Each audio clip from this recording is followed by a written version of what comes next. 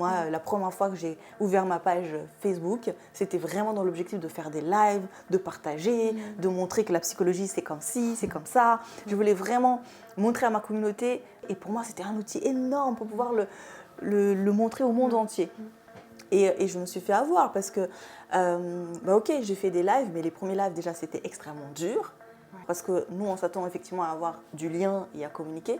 Mais en fait, ça ne vient pas forcément tout de suite aussi. Je m'attendais à ce que, je fais un live sur la psychologie, j'intéresse tout le monde. Voilà. Mais j'ai besoin de savoir que je ne suis pas en train de parler dans un vide sidéral. J'ai besoin de savoir qu'il y a l'autre qui m'entend et qui peut communiquer aussi avec moi. Parce que c'est censé être un outil de communication. Oui. J'ai essayé de faire plus, de plaire, de regarder ailleurs qu'est-ce qu'ils faisaient, d'essayer de faire comme les autres, etc. Sauf que je m'éloignais totalement de mon objectif. Je me suis même créé une page où je me suis appelée coach. Je ne faisais pas du coaching. Les gens qui venaient vers moi s'attendaient effectivement à un coaching, sauf que moi, j'allais forcément plus en profondeur, puisque c'est mon métier, je suis psychologue. Donc, tu vois, ça peut vraiment te pousser à te changer, à te modifier. Et c'est là, vraiment, on rentre dans les pièges mentaux. Donc, le premier piège, vraiment, où moi, je suis tombée dedans, c'est cette histoire de comparaison, de se comparer aux autres, à ce qu'ils font les autres, pour pouvoir obtenir ce que tu penses que les autres ont